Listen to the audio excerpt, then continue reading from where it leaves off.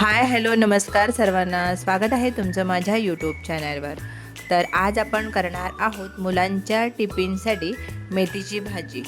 तर मी माझ्या पद्धतीने कशी करते ते तुम्हाला दाखवणार आहे। तर चला आपण बघूयात। एक मेथीची गड्डी आणलेली होती, ती स्वच्छ निवडून वगैरे घेतलेली आहे आणि धुवून घेतलेली आहे।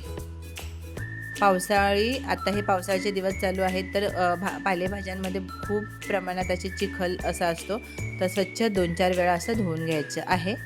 आता जितकं बारीक करता येईल आपल्याला तितकं बारीक कट करून घ्यायचं आहे।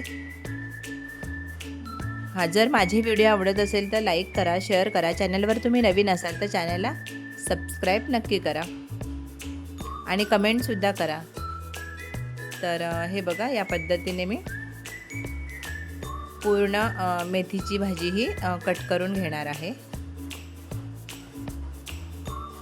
हे बघा, मी आता पूर्ण हे कट करून घेतलेली आहे।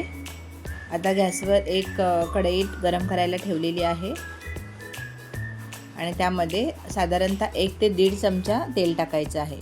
तेल गरम झालं की लसूण आणि कांदा आणि मिरची हे कट करून घेतलेलं आहे ते ही टाकायचं आहे।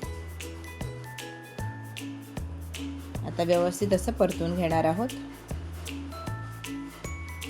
आणि कांदा आणि मिरची यामध्ये ना व्यवस्थित छान अशी भाजली गेली ना की कोणतीही भाजी पालेभाजी असेल तर खूप चविष्ट लागते। कांदा कच्चा ठेवायचा नाही, छान असा भाजला गेला पाहिजे। 2 ते 3 मिनिटं छान बारीक गॅसवर कांदा भाजून घ्यायचा आहे आणि ह्याच्यामध्येच ना कांदा आपण जेव्हा परततो ना तेव्हाच मीठ टाकायचं। मिठाने कसं कांदा परतला पण जातो किंवा भाजलाही लवकर जातो आणि कांदा मिरचीला चव खूप छान येते। म्हणून ना जेव्हा आपण कांदा हे टाकतो ना मिरची, तेव्हाच मीठ टाकून घ्यायचं आहे।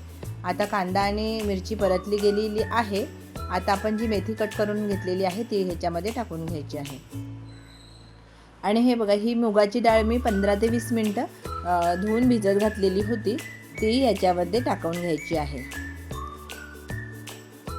मला ना हे मेथीच्या भाजीमध्ये ना ही मुगाची डाळ खूप आवडते। काही जण आमच्याकडे तर ह्याच्यामध्ये खोबरं टाकतात, तर काही जण ह्याच्यात शेंगदाण्याचा कूट टाकतात, पण मेथीच्या भाजीमध्ये मुगाची डाळ खूप छान चवीला लागते।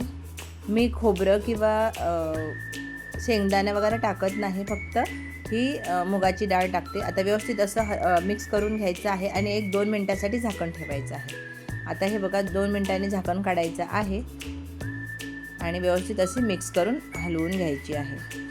हे बघा, अजून पाणी आहे भाजीला, आपण झाकण ठेवतो त्यामुळे पाणी सुटतं त्याला।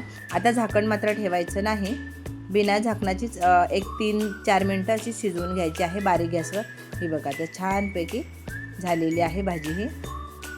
आता गॅस बंद करायचा आहे आणि थंड होऊन द्यायची आहे। आता हे बघा, मुलांचा टिफिन भरते आहे।